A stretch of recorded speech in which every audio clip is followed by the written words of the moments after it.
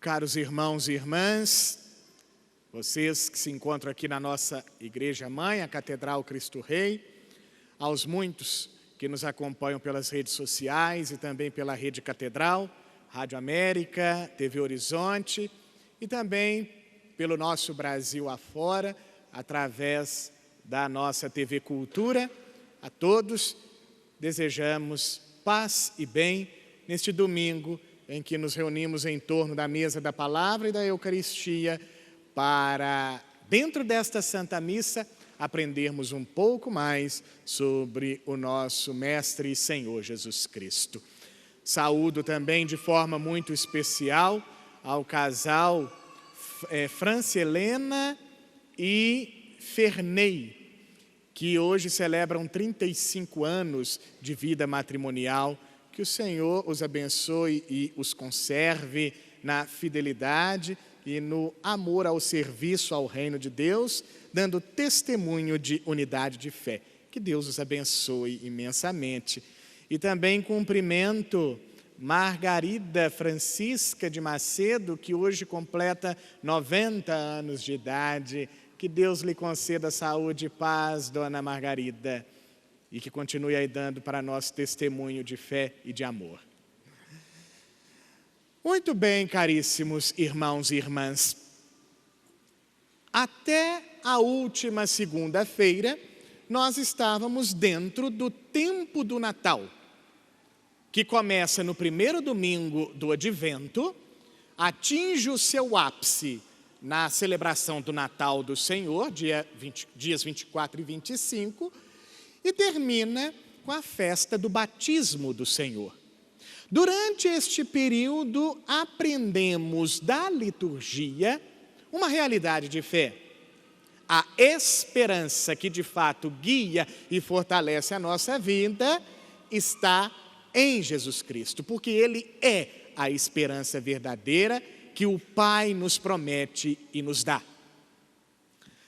Agora, de terça-feira até terça-feira, antes da quarta-feira de cinzas, nós estaremos dentro do tempo comum, que é o tempo em que a liturgia nos dá a oportunidade de conhecer um pouco mais sobre a pessoa e a missão de Jesus Cristo.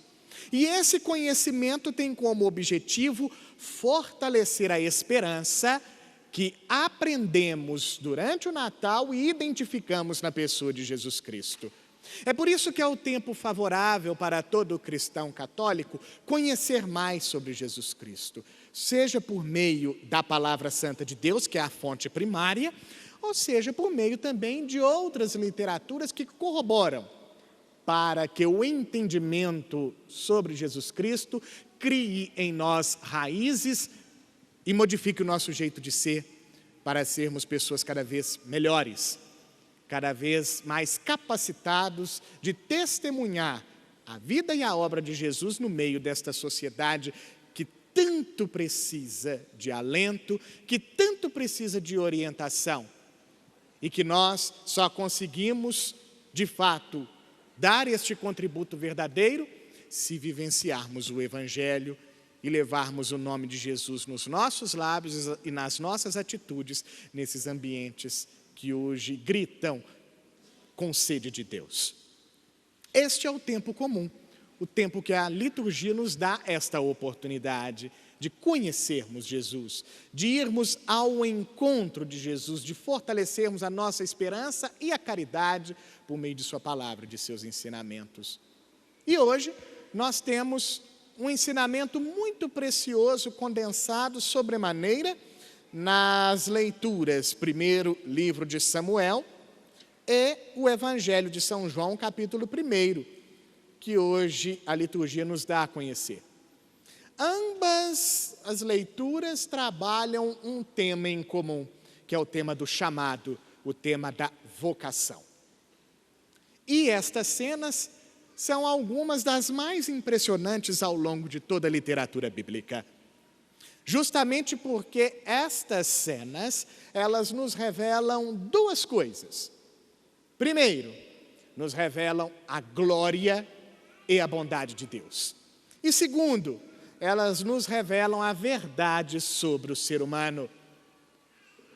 Porque o ser humano, ele tem sim suas qualidades, ele tem sim os seus méritos, suas virtudes. Tudo isso graças à intervenção de Deus.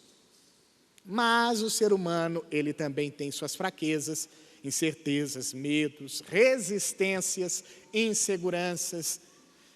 E diante das cenas do chamado, nós nos deparamos também com esta verdade. Não obstante nossas qualidades, os nossos méritos, nós somos pessoas que nós não estamos completos. Nós precisamos de algo que nos oriente, de algo que nos conforte, nos console. E este algo vai nos dizer a primeira leitura que hoje estamos rezando, que é o primeiro livro de Samuel. Este algo é a capacidade de escutar aquilo que o Senhor nos diz. É isso que de fato nos orienta, é isso que ilumina as nossas fraquezas de tal maneira que elas não nos atrapalhem no bom andamento, seja da nossa vida ou da nossa conduta em sociedade. Através da palavra santa de Deus, meu irmão e minha irmã, a graça nos orienta, a graça nos ilumina a tal ponto de que até mesmo as nossas querelas se transformam em fortaleza quando iluminadas pela ação de Deus. E essa dupla revelação, caríssimos, tem uma finalidade de nos mostrar três coisas. De nos mostrar o significado da missão, o significado da vocação e o significado do ser cristão. Primeiramente, missão. Missão significa estar no mundo com uma necessidade, a necessidade de existir de forma ativa e sob a influência de Deus. Isto é missão. Missão é desenvolver a vida ativamente, atendendo a um compromisso firmado com Deus. Cada pessoa, caríssimos irmãos e irmãs, é chamada a desenvolver sua vida de um modo diverso, novo, responsável e também intransferível. Cada pessoa é única. Deus não cria pessoas em série como se faz em uma empresa de eletrodomésticos, em uma fábrica de eletrodoméstico que produz equipamentos eletrônicos, todos iguaizinhos, sem muitas diferenças. Nós não. Cada ser humano é único, cada ser humano é irrepetível. E assim também, cada pessoa é chamada à autorrealização e à constituição de sua identidade de uma maneira própria e única por Deus. Dessa forma, caríssimos irmãos, missão é tudo aquilo que a gente faz na nossa vida, todas as nossas atividades, tudo aquilo que nós fazemos contando com a nossa capacidade intelectual, emocional e também técnica, mas com um diferencial. Tudo isso desenvolvido em torno dos ensinamentos de Jesus Cristo, sob a influência de Deus. É isso que transforma uma simples atividade em uma missão. É isso que transforma um simples exercício em algo capaz de proporcionar a autorrealização. Dessa maneira, caríssimos irmãos e irmãs, Deus, Ele nos chama e nos coloca um propósito de fazermos de nossa vida um sinal da graça. Assim como Ele esperava de Samuel, capacitou-o para cumprir a sua missão e assim, abertamente, ele aceitou e assim se transformou neste sinal de Deus para guiar o seu povo. Samuel era um jovenzinho, conhecia pouco sobre as coisas de Deus, mas graças à influência, ao intermédio de Eli, ele assim pôde compreender que Aquilo que ele escutava não era um mero chamado, mas era o próprio Deus que queria algo a mais de sua vida, queria transformá-lo em um sinal. A partir de nossos méritos, a partir de nossos dons, talentos, qualidades e também da nossa disposição em fazer a vontade de Deus, Deus transforma a nossa vida em uma missão. Deus transforma a nossa atividade em uma ocasião capaz de nos realizar. Mas a realização a partir de tais atividades só é possível quando, de fato, adotamos para nós a postura de Samuel. Mesmo sem compreender muito o chamado, colocar-se à disposição de Deus e dizer: fala, Senhor, que o teu servo escuta. Essa postura de se colocar à disposição de Deus é o que transforma a nossa vida, a nossa atividade, as nossas pelejas diárias em uma verdadeira missão, ou seja, em um verdadeiro sinal da presença de Deus no mundo. Depois, irmãos, vocação. A vocação é um desenvolvimento interior e se funda sobre talentos, virtudes, sobre os dotes pessoais. A vocação se constitui em um processo contínuo durante a vida, na medida em que, primeiro, eu escuto o Senhor. O Senhor se faz escutar, Ele não se dá a ver. Samuel escutou a Deus e nos dá a prova de que realmente Ele nos comunica através de sua palavra. Segundo, quando eu me coloco à disposição para fazer aquilo que Ele pede e não há meros anseios pessoais. Fazer a vontade de Deus nem sempre é fácil. Para que de fato ela se efetive em nós, precisamos de, sobretudo, mostrarmos que estamos unidos a Ele. É por isso que o terceiro ponto, sobretudo trazido por São Paulo na primeira carta aos Coríntios, nos diz que a nossa união com Deus e com a igreja deve ser inviolável. Por isso nós devemos resistir ao máximo em praticar qualquer tipo de maldade, discórdia, e devemos também ter uma atenção muito grande para não fazermos mau uso de nossa liberdade. Porque tudo isso pode comprometer a nossa união com Deus. E quando nós não estamos unidos a Ele, é bem difícil fazer a sua vontade. Munidos destes três elementos, irmãos e irmãs, temos que a vocação, ela se fortalece na medida em que eu aprimoro meus dons e minhas qualidades e na medida em que eu também me abro ao conhecimento de Jesus Cristo. Quanto mais eu conheço algo ou alguém, tanto mais eu amo este. Quanto mais eu conheço a Jesus e me abro a este conhecimento, tanto mais eu tendo a amá-lo. Mas para isso, irmãos e irmãs, eu preciso de ir ao encontro de Jesus. E está aí o grande segredo, caríssimos irmãos e irmãs. Porque muitas das vezes a lógica da contemporaneidade, que é complexa e perplexa, nos obriga a fazer escolhas que às vezes vai na contramão do Evangelho. Ou até mesmo na contramão da nossa vontade. Às vezes a gente faz coisas que a princípio não desejamos. Contudo, irmãos e irmãs, não obstante isto, de fazer algo que de fato não desejamos, isso pode muitas das vezes nos levar a instrumentalizar, seja a fé ou seja a nossa vida. É por isso que em muitos casos nós atravessamos uma verdadeira noite escura na fé, porque muitas vivências que vão na contramão de nossa vontade nos levam a questionar: será que Deus está comigo? Será que a oração que eu faço, ela de fato tem efeito? Será que aqueles com os quais eu convivo me compreendem? Será que aquilo que eu gosto de fazer vai de fato sustentar a minha autorrealização para sempre? Todas estas são formas contemporâneas de atualizar este questionamento que o discípulo coloca a Jesus: Mestre, aonde moras? Em outras palavras, Deus, aonde estás? Onde estás neste momento de confusão? Onde estás neste momento de súplica? Onde estás neste momento em que eu atravesso a noite escura na fé?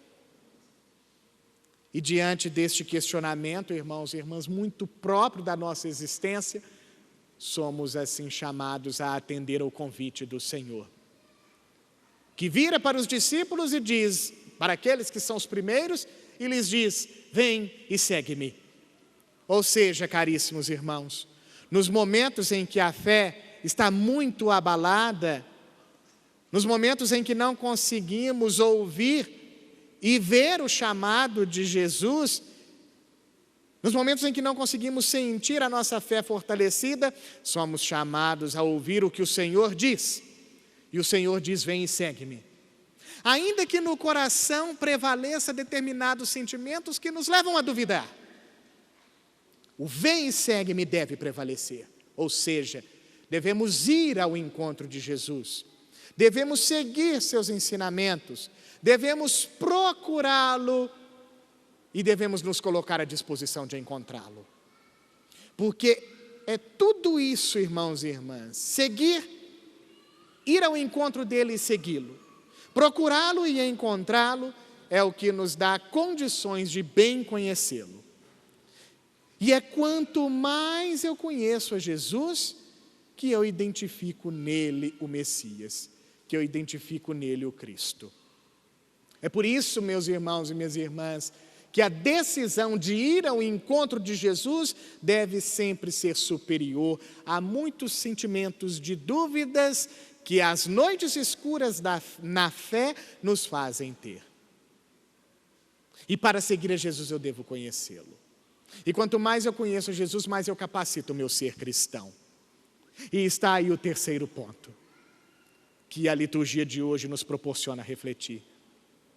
Ser cristão, ser discípulo de Jesus, pertencer a Jesus, implica em imitar a Cristo, ou seja, seguir os ensinamentos de Jesus, viver autenticamente o Evangelho e dar testemunho de Cristo. Ou seja, anunciá-lo em palavras e gestos, em falar sobre Jesus às pessoas, sobremaneira aquelas que me são mais próximas, familiares, amigos, parentes. É isso que de fato faz a diferença. É isso que de fato instiga as pessoas a conhecer Jesus. É o testemunho que eu dou. Ser cristão significa dar testemunho, estar aberto a dar testemunho, sobretudo em gestos. Vai nos dizer Santo Inácio de Loyola: é melhor ser discípulo de Jesus sem dizê-lo do que dizê-lo sem sê-lo. Os gestos, eles arrastam as boas obras, arrastam ao conhecimento de Jesus. E é responsabilidade nossa ser este sinal qualificado de Deus para aqueles que conosco convivem e, consequentemente, no mundo, para o mundo. Isso é ser cristão, é estar disposto a carregar nos lábios, no coração e nos gestos o nome e os ensinamentos de Jesus Cristo. É dessa forma que nos transformamos em novos Elis, é nessa forma que nos transformamos em novos discípulos aos moldes daquilo que Jesus espera que sejamos. Portanto, caríssimos irmãos e irmãs, que a liturgia de hoje nos incentive a colocar no nosso coração a necessidade de transformarmos nossas atividades diárias, nossos desejos, em condições de converter a nossa vida em um estado constante de missão. Ser um missionário é desenvolver a vida sob a tutela de Deus. Façamos isso, qualificando cada vez mais o nosso discipulado através do conhecimento profícuo e profundo de Deus, de Jesus Cristo, e nos disponhamos a fazer aquilo que Ele pediu aos discípulos: vem e segue-me. Dessa mesma forma, Ele chama a cada um. Chama Maria, José, João, Antônio, Tiago e vários outros. Não obstante as vicissitudes, olhemos unicamente para Jesus e atendamos a este chamado. Vem e segue-me. E assim teremos o contato com a graça de Deus que nos consola, nos conforta e nos fortalece. Amém.